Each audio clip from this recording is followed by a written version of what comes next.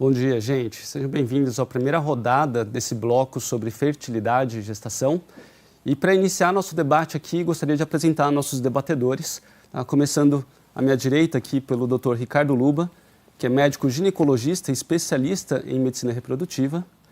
Seguida aqui da Juliana Gropp, que é nutricionista, especialista em fitoterapia, e também com bastante experiência no cuidado de pacientes com endometriose e saúde da mulher.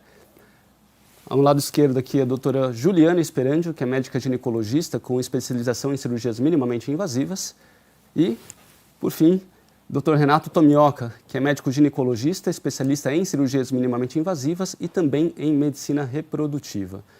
Bom dia, gente. Muito obrigado pela presença de todos. Bom dia. E tenho certeza que serão rodadas aí extremamente ricas nos nossos debates.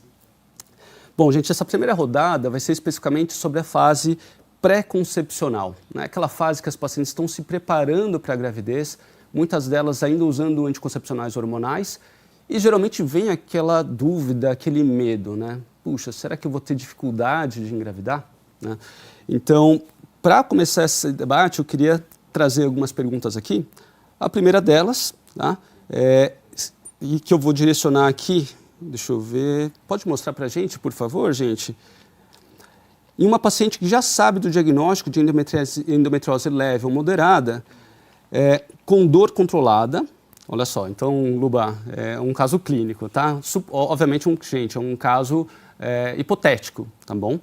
Uma paciente que já sabe o diagnóstico de endometriose leve ou moderada, com dor controlada, com bloqueio hormonal e que nunca operou.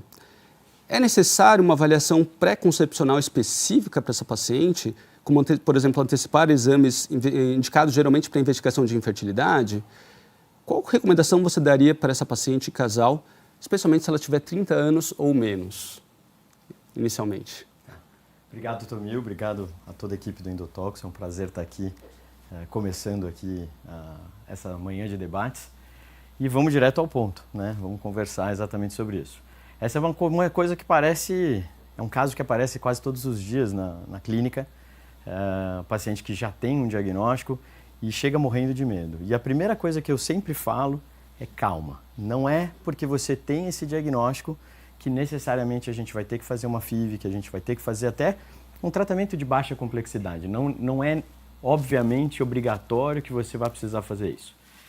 Se a gente for levar isso para o lado teórico, não há uma indicação de você fazer uma investigação tão específica a respeito desse todo esse caminho.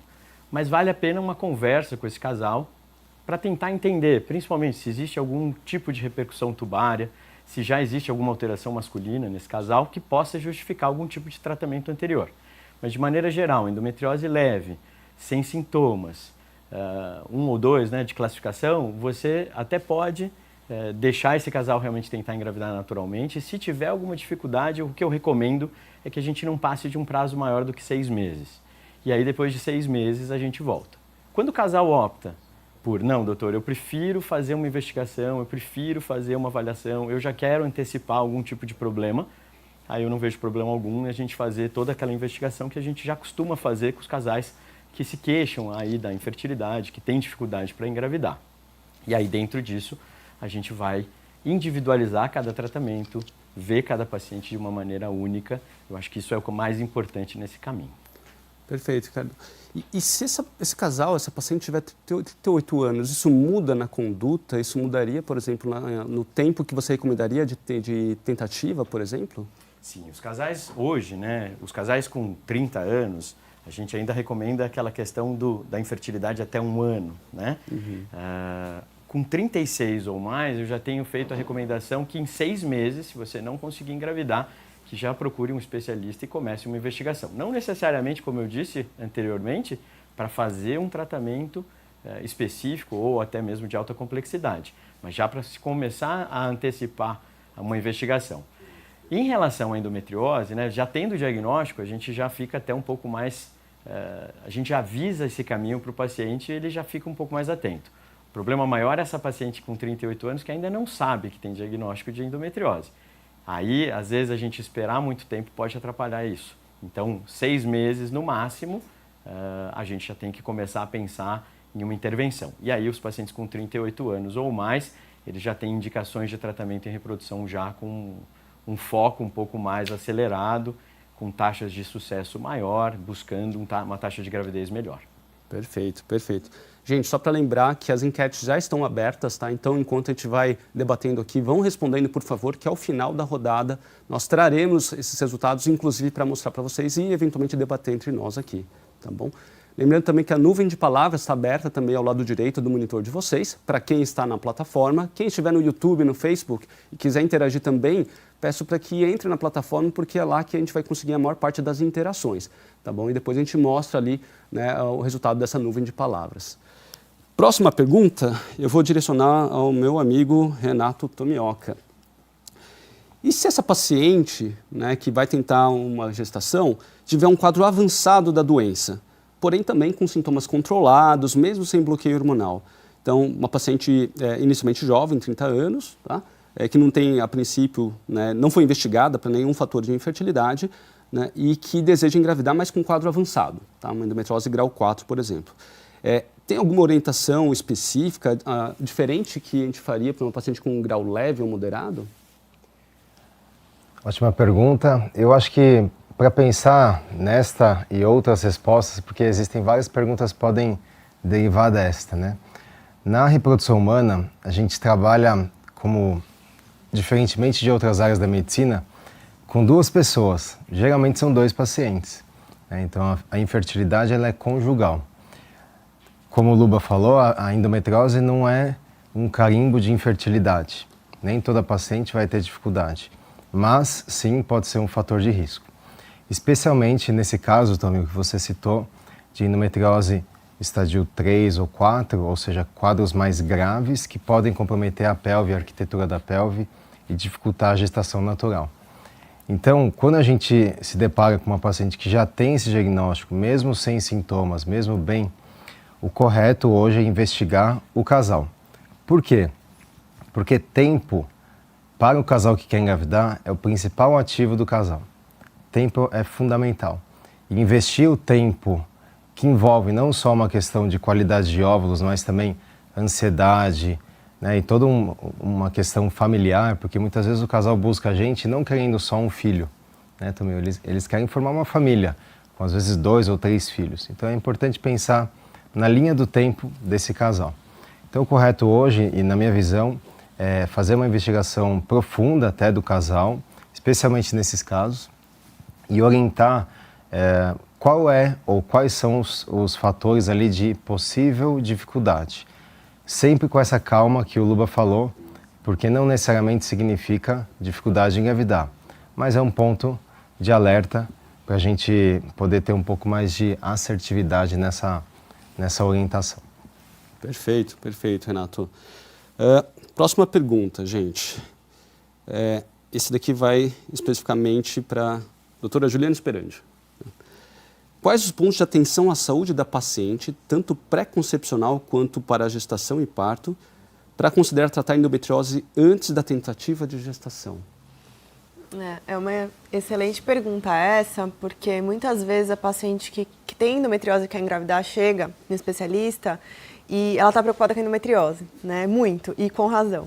Mas existem outros fatores que ela precisa se preocupar e que são essenciais e que impactam na capacidade reprodutiva dela. Por exemplo, e o que a gente mais fala é o estilo de vida. Então, a alimentação, que a gente pode complementar, a prática de exercícios físicos, manejo de estresse, controle de outras doenças que podem estar associadas, por exemplo, com a endometriose, que são mais prevalentes nessas pacientes, como, por exemplo, doenças tiroidianas. Tudo isso, déficit de vitaminas, não é incomum a paciente com endometriose saber que tem endometriose, pegar uma receita, uma dieta na internet e chegar com déficit nutricional pra gente, né? E isso impacta na fertilidade. Então, tem que ser feita uma avaliação bem cautelosa em relação a todos os outros pontos que impactariam na fertilidade dessa paciente, tanto, claro, antes de engravidar, quanto depois da gestação e no acompanhamento ao longo da vida dessa mulher. E lembrar que a endometriose é um ponto de atenção, mas não é o único, né? A gente está olhando aí a paciente como um todo. Ju, você gostaria de acrescentar, por favor, nos cuidados nutricionais, que é um ponto fundamental. E muitas vezes não é nem orientado isso, não só para as pacientes com endometriose, mas de modo geral, né? No ginecologista geral, quando o paciente vai, quero me preparar, vou para aquela consulta pré-concepcional. O que se daria de orientações para essas pacientes, especialmente as nossas pacientes com endometriose? Certo. Bom, é interessante pensar, como o Renato falou, que é o casal, né? Então, a gente tem que pensar na mulher e no homem mudando o estilo de vida de preferência, porque a alimentação vai ser eficaz para os dois. Bom, é interessante você fazer suplementação vitamínica, então fazer uma avaliação para avaliar se tem alguma deficiência, e se tiver, a gente suplementa para corrigir. O ácido fólico é o básico, que a gente já faz a suplementação, em alguns casos a gente usa metilfolato para poder facilitar o aproveitamento desse nutriente. Mas a alimentação vai ter o papel principalmente de fornecer nutrientes antioxidantes que vão ajudar a reduzir estresse oxidativo, que está relacionado à piora da qualidade do óvulo. A nutrição vai entrar também para controlar esses outros fatores que podem atrapalhar a fertilidade. Então, se a mulher, além da endometriose, apresenta síndrome do ovário policístico, e nesse caso, ela provavelmente vai ter uma resistência à insulina mais alta, então a gente precisa melhorar a qualidade, reduzir farinhas brancas, controlar o índice glicêmico para manejar essa resistência à insulina, para que ela não afete também o ovário. Se ela estiver acima do peso, a redução de peso também vai ser benéfica, pensando nessa questão da resistência à insulina e até no controle hormonal. Então, a alimentação vai além só da alimentação saudável, é importante, mas talvez a gente tenha que olhar esses outros pontos.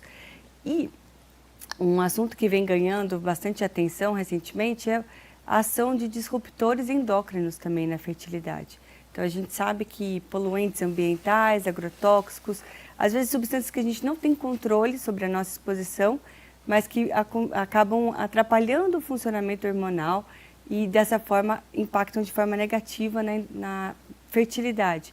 Então, na medida do possível, preferir alimentos orgânicos, reduzir a exposição a poluentes, e usar menos plástico, porque o plástico também pode ser um fator de contaminação.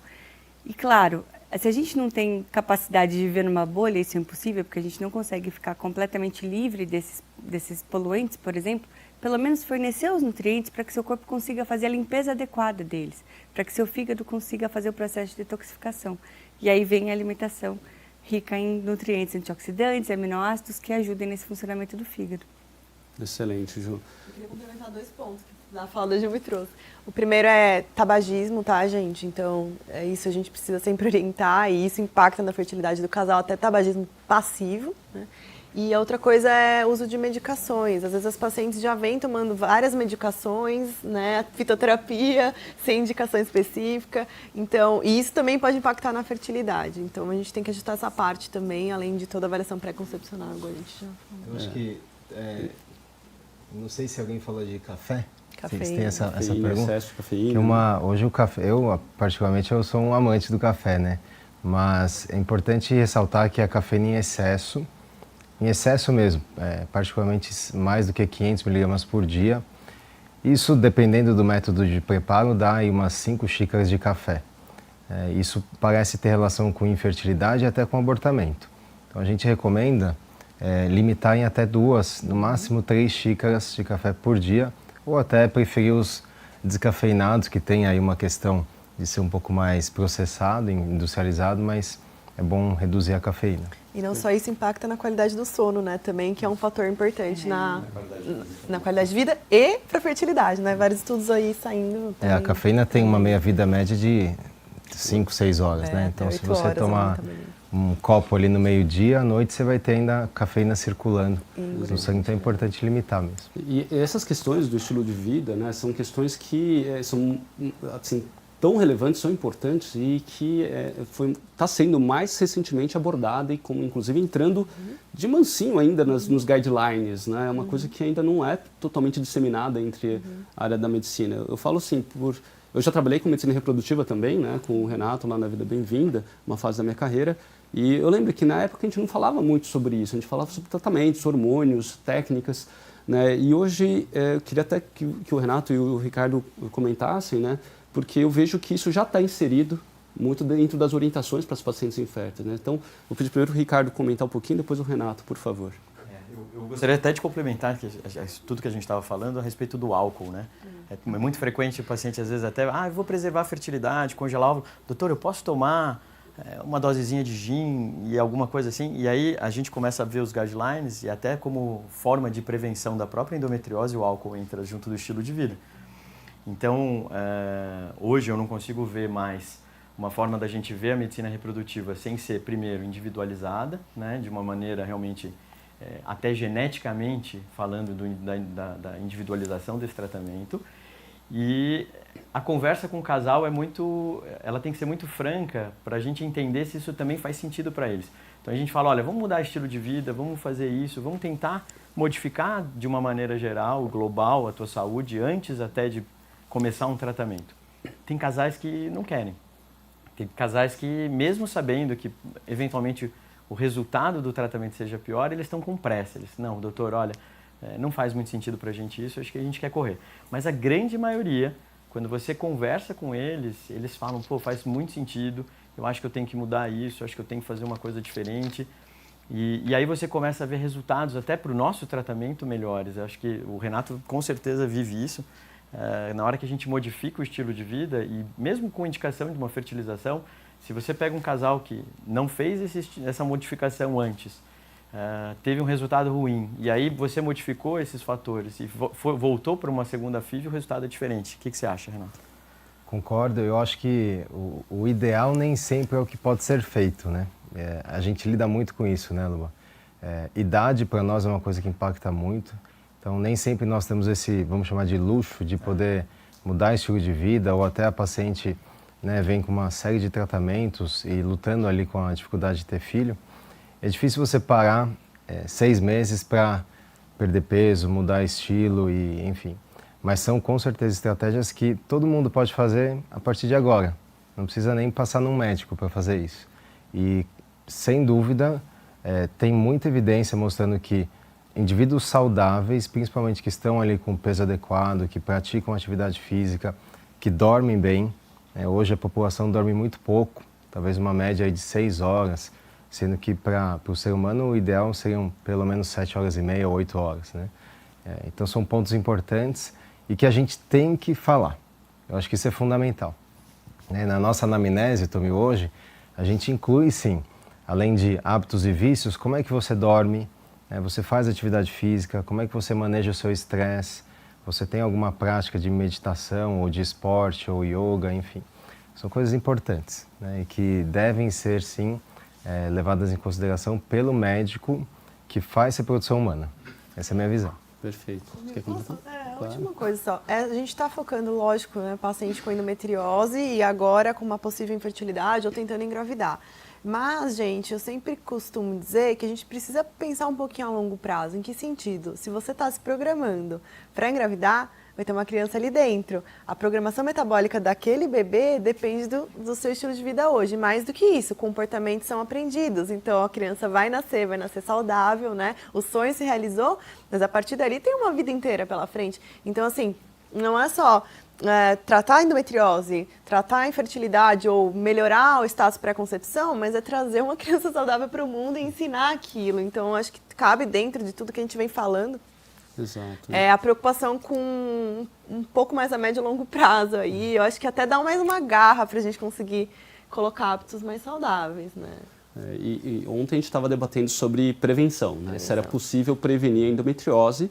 A gente sabe que hoje, aquela prevenção primária, né, de realmente evitar a endometriose ainda não é possível, mas muito se debate, né? Tem teorias. Né? Será que o ambiente materno, uterino, né, da mãe também influenciaria numa maior chance dessa bebê que vai nascer desenvolvendo endometriose? Microbiota do canal de parto, né, as bactérias do canal de parto, já tem estudos querendo trazer um pouco sobre isso. Mas não está claro ainda, não. Né? Mas acho que faz muito sentido realmente trazer essa importância do estilo de vida para realmente ajudar, né, potencialmente na saúde não só da mãe, mas também do bebê. Né? Então, gente, estilo de vida acho que é um ponto fundamental, tá? Acho que é consenso aqui, né, entre todos nós, que para as pacientes que estão tentando engravidar, que vão tentar engravidar, deem uma olhada realmente no estilo de vida. Isso pode não só potencializar a fertilidade espontânea, mas também, se eventualmente for necessário um tratamento futuro, também potencializar os resultados dos tratamentos futuros, né, para a fertilidade. Tá?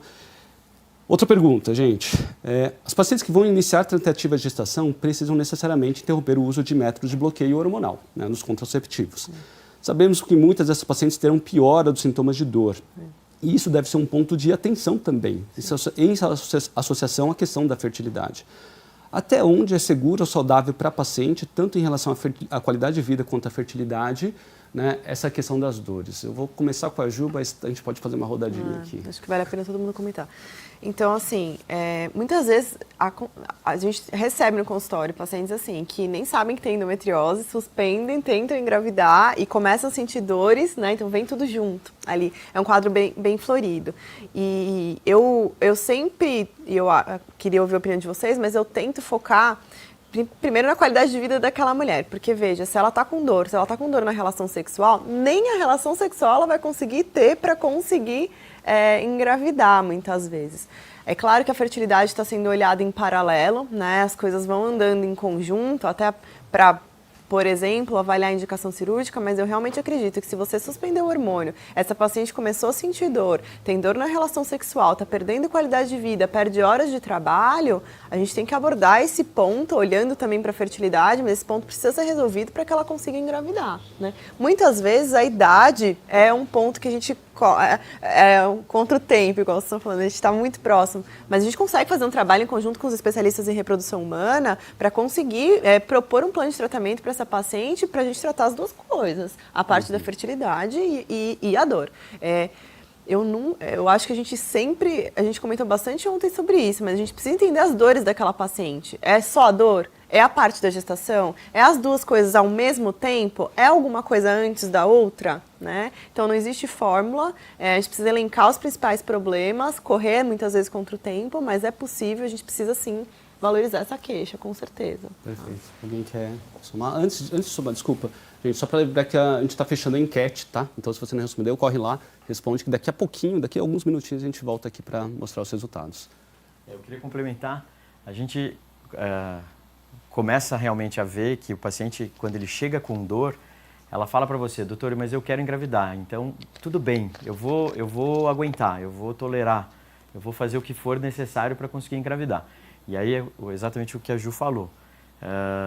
Nesse momento a gente tem que entender o paciente como um todo e a gente tem que entender o sofrimento como um todo.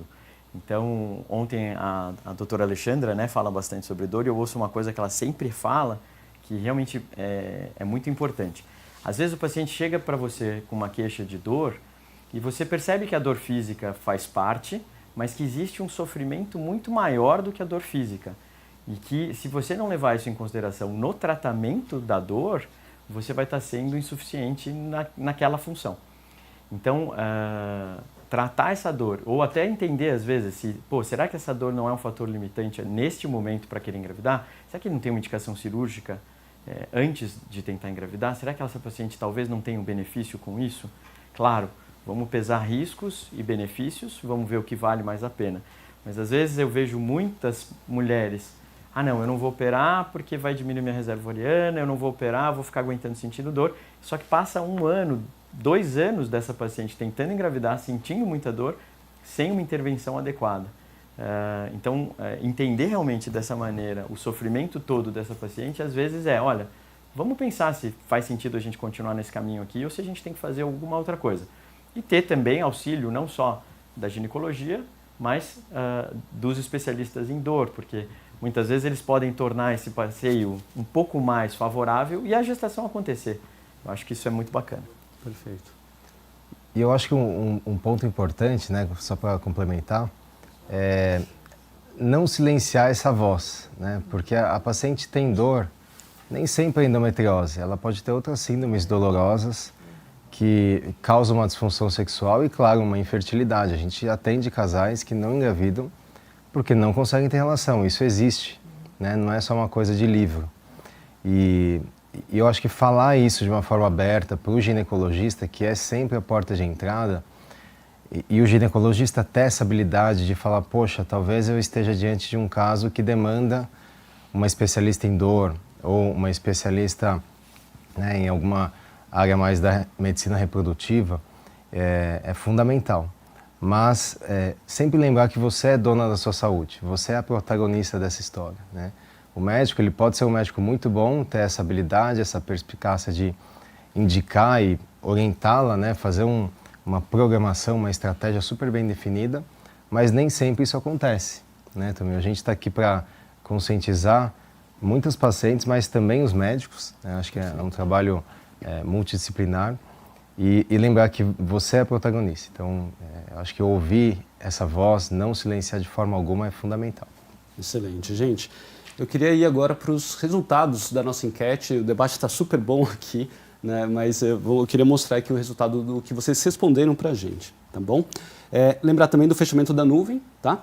E vamos lá. A primeira enquete, quando você descobriu ter endometriose, você ouviu ou leu que quem tem endometriose não pode engravidar? Se puder mostrar aí para a gente para a tela, olha só. Não tem a porcentagem lá, mas 47% aproximadamente da audiência respondeu que sim. Tá? Fui orientado por outros profissionais de saúde que endometriose pode causar infertilidade, mas não necessariamente. Ótimo. Então, mais ou menos metade sabe que realmente a endometriose pode levar a um quadro de infertilidade aí. Tá? Então, isso é interessante até. Tá? Alguém quer comentar alguma coisa em relação a isso?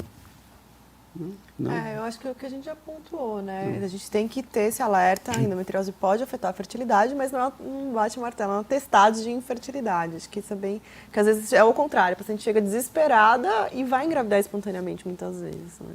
Perfeito. Podem mostrar para a gente a próxima, por favor? Acho que a pergunta talvez seja um pouco diferente, mas acho que seria qual o principal medo frente à fertilidade, tá? Bom, 40% aqui não está pensando em engravidar, então, apesar de ser um bloco sobre infertilidade, né, muita gente talvez não está pensando em engravidar agora, né? A maioria aqui, 46%, medo de não conseguir engravidar, né? Outros 6% medo de ter complicações na gestação ou parto, então realmente é uma preocupação para alguma porcentagem, tá? E medo de piorar a endometriose, 6,7%. Olha só, tem uma dúvida aí em relação do pessoal em relação ao impacto da gestação na endometriose. Tá? Posso dar um tempo de eu perguntar para eles, para os especialistas em produção? Temos pouco sei. tempo. Como estamos produção de tempo? Tá, tem 30 segundos. 30 segundos. Eu queria que então 15 segundos para cada um, que vocês fizessem essa consideração. A paciente que não deseja engravidar, mas ela tem endometriose, como que opinião rápida, como a gente aborda isso em consulta, sem ficar deixando ela muito nervosa e ansiosa em relação a isso, né, que a gente vê muito? Acho que no primeiro momento você precisa entender que nesse momento talvez ela não deseje, mas pensar se no futuro ela vai ter isso. E aí se ela tem esse diagnóstico e tem uma ideia no futuro, preservar a fertilidade eu acho que é a melhor opção. Concordo, acho que o Luba falou tudo. No fundo, é um pensamento de uma paciente que tem um fator de risco. 40% das pacientes com endometriose podem ter dificuldade e mais ou menos 40% a 50% das pacientes que têm dificuldade devem ter endometriose.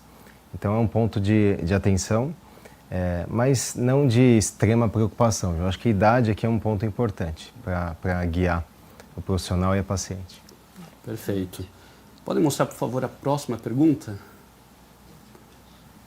Vamos lá, ó. Essa é interessante, hein? Você já recebeu orientação para tratar a endometriose com hormônios para melhorar a fertilidade? Tá? Graças a Deus, né? A maioria não recebeu essa orientação. Tá?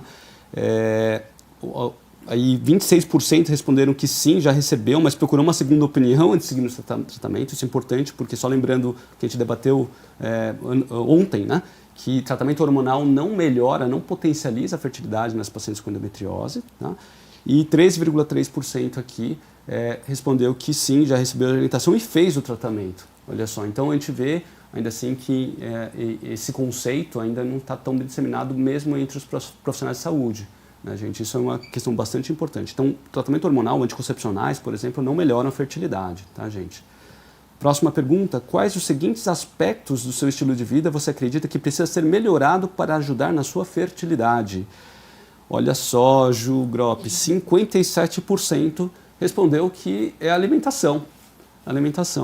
Né? E me surpreendeu que 0% sono, eu meio que truco isso, tá, gente? Então, repensem em relação à qualidade do seu sono, não é só quantidade, mas qualidade também, porque o sono influencia sono afeta muito tudo, inclusive nisso, a alimentação. Né? Tá? Muito. E atividade física regular, 21,4%, gerenciamento do estresse, 21,4% também, e parar álcool, tabaco e outras drogas, ninguém também. Tá? Então, eu acredito que se você tivesse colocado todas as alternativas, eu acho que todo mundo teria colocado essa. acho que, só para lembrar, gente, desculpa, é que nessa enquete as pessoas foram orientadas a escolher um principal. Um principal, tá? Então, né, não que o sono não seja elencado, mas o sono influencia todo o resto, né? Isso influencia nosso comportamento alimentar, nosso estresse, todo o resto. Então, o sono tem um papel fundamental, além da alimentação, novamente, mas a alimentação também influencia o resto. Então, um puxa o outro, né? E Tomil, eu acho que esse gráfico em 5 anos muda. Assim como mudou nesses últimos 5 anos com a alimentação. Acho que essa consciência do sono está chegando, ainda está muito inicial, mas está melhorando. Esperamos que sim, né? Perfeito. Gente, a gente tem um tempinho curto para uma pergunta do público, tá? Vamos lá. Deixa eu escolher uma aqui, ó. Uma pergunta da Daniela. Mulheres com endometriose têm mais probabilidade de uma gestação ectópica tubária? Obrigado pela pergunta, Daniela. Sim, tem um risco relativo de 1,7, mais ou menos 70% a mais de risco relativo. Então, cuidado com essa porcentagem, né? Não quer dizer 70% de risco. Então, parece sim aumentar. E por que aumenta? Porque ela distorce a arquitetura das tubas e pode causar uma alteração na motilidade, na movimentação da tuba. A tuba tem uma função importante de permitir o encontro dos gametas, né, da ascensão do espermatozoide para chegar no óvulo, permitir essa fertilização e transportar esse embrião para o útero. E nesse transporte, se tem alguma deficiência ou tem alguma dilatação, isso pode aumentar sim um pouco o risco de ectópica. Mas veja, não quer dizer que precisa fazer necessariamente um tratamento por conta disso. É um risco absoluto baixo, é um risco que a paciente de endometriose ela tem um pouco maior do que a população, sim, mas na população é um risco muito baixo. Excelente. E acho que sempre avaliar também, né, como estamos falando sobre contracepção, não é só endometriose, a gente tem que avaliar outros fatores, como risco de gestação ectópica, está muito associado também a infecções sexualmente transmissíveis, como clamídia, gonococo. E essas infecções também precisam ser investigadas e descartadas nesse período pré-concepcional, tá bom, Daniela? Então não é só endometriose, não é toda paciente com endometriose que vai ter esse risco, né? Tem pacientes que têm um comprometimento maior de aderências ou comprometimento tubário, tá? Mas tem outros fatores também que elevam esse risco, tá bom? Gente, gostaria de encerrar essa primeira rodada, agradeço demais aí todos os debatedores, foi excelente. Obrigado, e daqui a pouquinho a gente volta para a próxima rodada. Uma vez diagnosticada a endometriose, apesar de ter medo de não conseguir engravidar, eu tinha uma explicação para aquela minha dificuldade. Eu tive uma filha com 24 anos, não pretendia ter mais filhos, por isso que eu comecei a tomar o anticoncepcional. Mais do que medo, eu tive esperança de agora que eu sei que é endometriose, agora eu vou tratar e vou conseguir. Então, o diagnóstico correto da endometriose me trouxe mais esperança do que medo. E tomei por 9 anos, então eu não tentava engravidar. Eu descobri a endometriose por conta da dificuldade de engravidar. A primeira FIV que eu fiz não tive resultado positivo e daí a médica investigando pediu uma ressonância magnética e aí suspeitou da endometriose e assim a gente confirmou. Não tive dificuldade nenhuma em engravidar, mas eu nunca também tinha tomado remédio e eu sentia cólicazinhas poucas, eu não sei se eu tinha endometriose antes. Eu fiz então uma FIV antes da cirurgia e 2 FIVs depois da cirurgia. Eu não consegui engravidar ainda, nenhuma delas teve resultado positivo, mas eu sempre falo que o meu principal objetivo era ter qualidade de vida e isso eu consegui. A gravidez não veio, mas o processo ele ensina muito pra gente, que a gente não tá no controle. A gente faz o nosso melhor.